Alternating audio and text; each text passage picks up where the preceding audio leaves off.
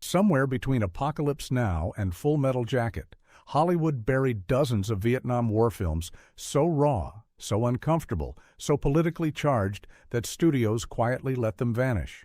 Some were banned, some were protested, some made veterans weep in theaters. Right now, 15 of them are sitting on YouTube, completely free, and almost nobody is watching them. That changes today. The Losers, 1970.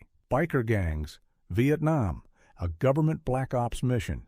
If that sentence doesn't make you click play immediately, nothing will. Losers arrived in 1970 when America was at absolute boiling point over Vietnam, and director Jack Starrett decided the best way to process the war was to throw a motorcycle gang into the jungle and let chaos reign. This is not a prestige picture. This is not an Oscar contender. This is a film that looks you dead in the eyes and says, "We are not doing fine over there," and then punctuates that statement with explosions and leather jackets. The plot follows a group of civilian bikers recruited by the CIA to rescue a presidential advisor held captive in Cambodia. The military cannot officially cross the border, so they outsource the job to 5 rough, rule-breaking Americans on custom combat motorcycles. The whole setup feels like someone bet a producer that he could not get Easy Rider and The Dirty Dozen into the same film, and that producer absolutely took the bet. What makes The Losers genuinely fascinating, beyond its gloriously unhinged premise, is how deeply cynical it is about American authority. The government uses these men, lies to them about the mission parameters, and essentially sends them into a situation designed for them to fail. For a 1970 drive-in movie, that is a strikingly honest political statement. Veterans who saw it on release reportedly connected with the feeling of being expendable, of being deployed by people who had no intention of protecting them. Critics at the time mostly dismissed it as exploitation cinema. Decades later, cult film scholars have reassessed it as a legitimate artifact of American disillusionment. The motorcycles are wild, the ending is brutal, and the whole thing costs you absolutely nothing on YouTube. Search and Destroy, 1979. A Vietnam veteran comes home, tries to go straight, and gets pulled straight back into violence by the very country that broke him. Sound familiar? This version came out before anyone was paying attention. Search and Destroy landed in 1979, the same extraordinary year that gave audiences Apocalypse Now and The Deer Hunter, which meant it was instantly buried under critical conversation about those two masterpieces. That is a genuine shame because this lean, angry thriller has its own specific fury that deserves a separate audience entirely. The film follows a veteran named Kip Moore who returns from Vietnam to find that the transition back to civilian life is a cruel joke. Jobs are scarce. Respect is absent. The psychological damage he carries has no official name yet and no institutional support. When he gets drawn into a violent conflict with a ruthless criminal played with gleeful menace by Perry King, the film essentially argues that America trained Kip Moore to survive by any means necessary, and then abandoned him to figure out what to do with those skills in a grocery store parking lot.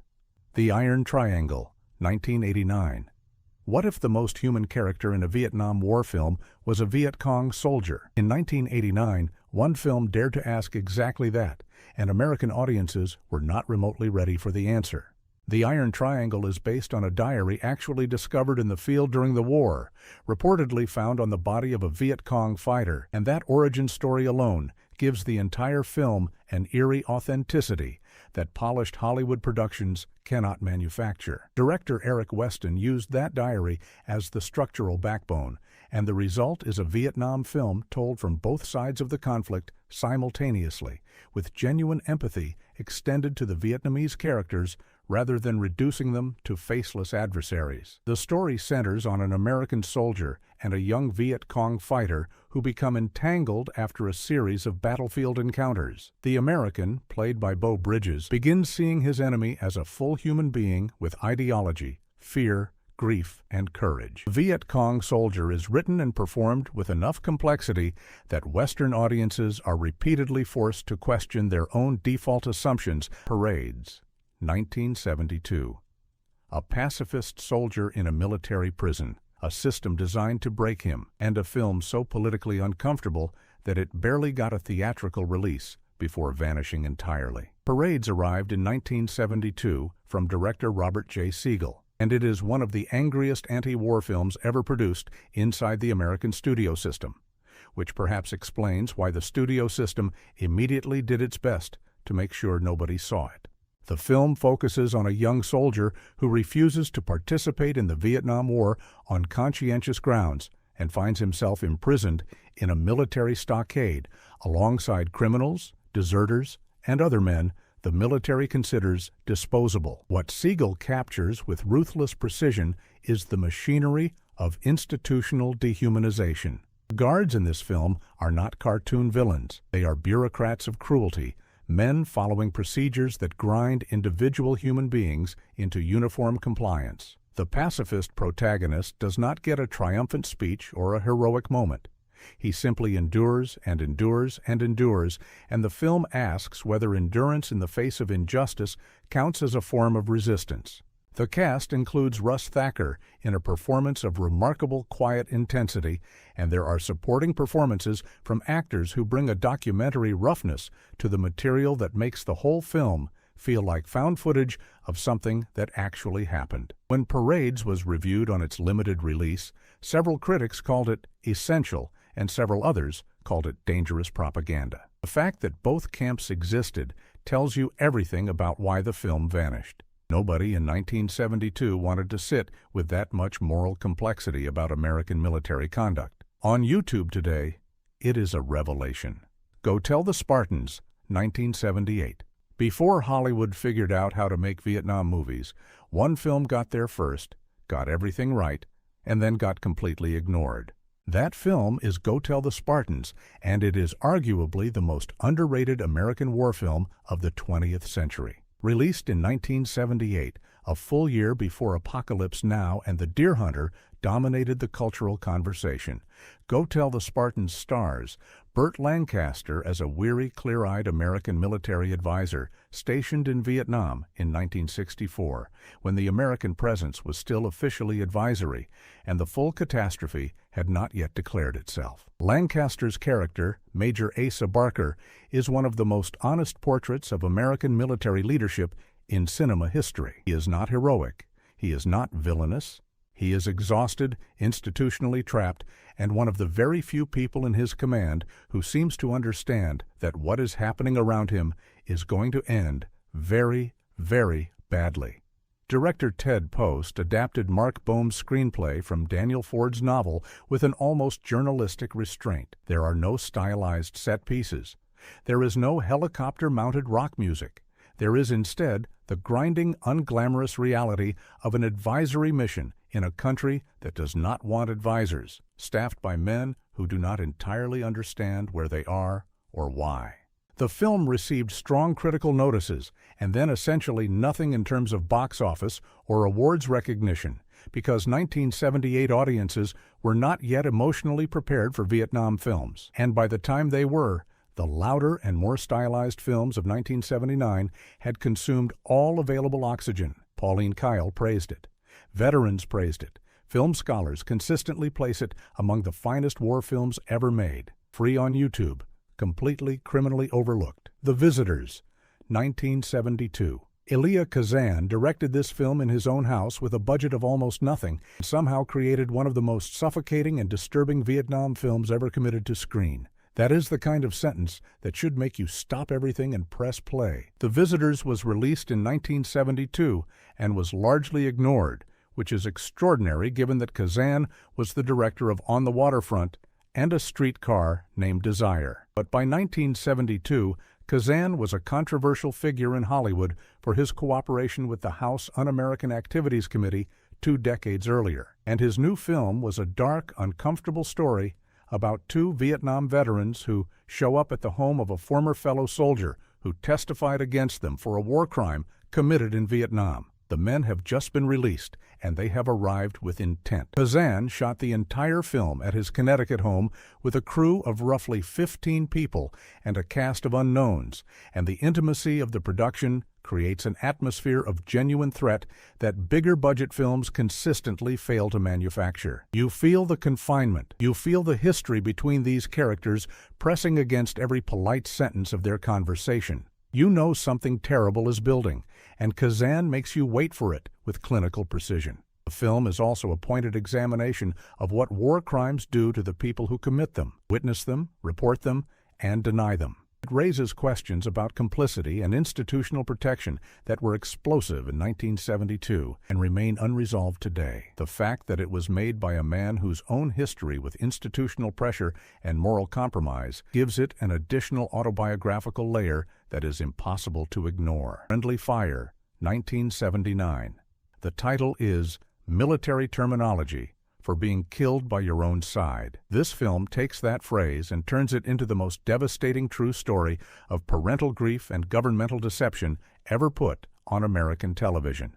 Friendly Fire aired as a television movie in 1979, which is why film scholars frequently overlook it, despite the fact that it stars Carol Burnett and Peg Parker in career-defining performances, and was directed by David Green, with the kind of controlled emotional intelligence that most feature film directors would envy. It is based on the true story of Peg and Gene Mullen, Iowa farmers whose son Michael was killed in Vietnam in 1970 by American artillery fire, and who spent years battling the military bureaucracy to find out the truth about how and why their son died. What the Mullins discovered, and what the film documents with meticulous and heartbreaking specificity, is that the military's first response to their questions was not grief or transparency, but institutional self-protection. They received contradictory accounts. They received delays. They received the particular cruelty of bureaucratic evasion performed by people who seemed incapable of understanding that they were talking to parents who simply wanted to know the truth about their child's death. Carol Burnett, known almost entirely to American audiences as a comedian, delivers a performance of such raw and sustained emotional power that critics immediately called it her finest work. The film won multiple Emmy Awards and was watched by an estimated 25 million Americans on its first broadcast. Then it quietly migrated to the periphery of film history, remembered by people of a certain age and almost invisible to everyone else. On YouTube, it is absolutely essential viewing. The Boys in Company C, 1978. Before Full Metal Jacket, before Platoon, before any of the films that defined how a generation understood Vietnam on screen, there was The Boys in Company C, and it did almost everything those films did 2 to 8 years earlier, with raw energy and considerably less recognition.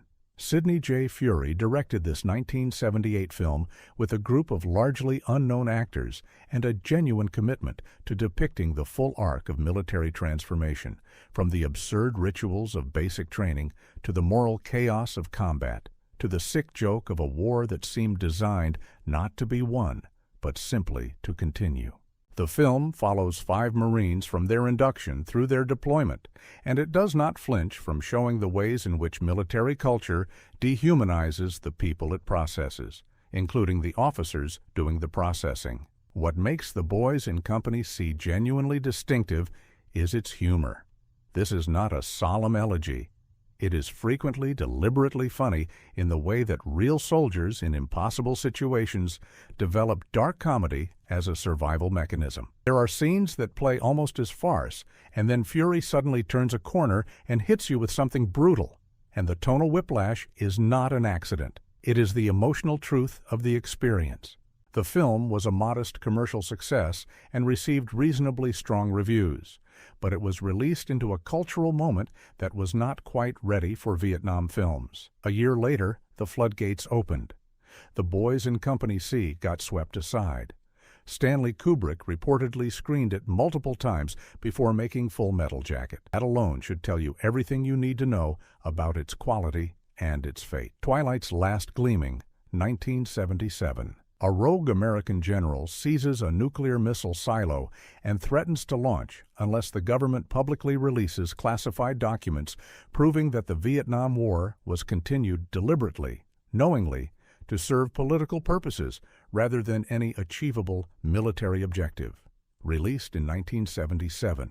Based on a novel. Feels like it was written last Tuesday. Robert Aldrich directed Twilight's Last Gleaming with a cast that includes Burt Lancaster, Richard Widmark, Charles Durning, and Melvyn Douglas, which is the kind of assembled talent that normally signals a major studio prestige release.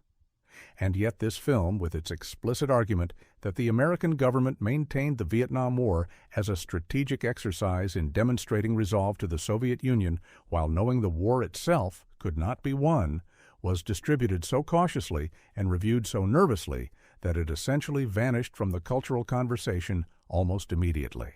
The classified documents at the center of the film's plot describe a policy framework in which American soldiers were sent to die not because victory was possible, but because their deaths served a geopolitical signaling function. The general, played by Lancaster with terrifying conviction, is not the villain of the film. He is the one person who has decided that the American public deserves to know what was done in their name. When the film was released, several critics called it paranoid. Several others called it the most honest political film made in America since the 1960s. The debate was not resolved before the film disappeared from screens. 48 years later, with the Pentagon Papers having confirmed much of what the film alleges and more, watching Twilight's Last Gleaming on YouTube is an experience somewhere between vindication and grief. Vietnam War Story, the series, 1987. Anthology television broke the Vietnam War wide open in ways that feature films could not, and this HBO series from 1987 remains one of the most honest, devastating, and criminally forgotten pieces of Vietnam War storytelling in any medium. Vietnam War Story was HBO's attempt to do for Vietnam what individual episodes of great drama had done for World War II, telling small, specific, human stories rather than epic narratives. Each episode focused on a different soldier, a different moment, a different moral crisis, and the anthology format meant that no single perspective was allowed to dominate or become the official American interpretation of the experience. The result was a series of stories that collectively formed a portrait more complex and more truthful than almost any single feature film could achieve. Production quality was exceptional for television of the era. Writing, drawing on veteran testimonies and direct consultation with people who had served, had an authenticity that audiences and veterans immediately recognized. When the series aired, it received enormous critical praise and multiple Emmy nominations. Veterans groups specifically praised it for depicting experiences they recognized as true rather than experiences that served a cinematic or political narrative. What is remarkable about Vietnam War Story today is how completely it has disappeared from public consciousness despite its quality and its critical reception. HBO moved on to other projects. The series was not rerun extensively. It did not make the transition to home video with any significant marketing support. And so, one of the finest pieces of Vietnam War television ever produced sat in an archive for decades before individual episodes began appearing on YouTube. Each one is worth an hour of your undivided attention. Welcome Home, Soldier Boys, 1972. 4 Green Berets come home from Vietnam, buy a car, drive across America, and commit an atrocity so extreme that the film was pulled from distribution almost immediately after release. This is not a metaphor. This actually happened. Welcome Home, Soldier Boys arrived in 1972 from director Richard Compton and was intended as a dark, confrontational examination of what happens when men trained for extreme violence are simply discharged and told to become civilians. The 4 protagonists are not evil people.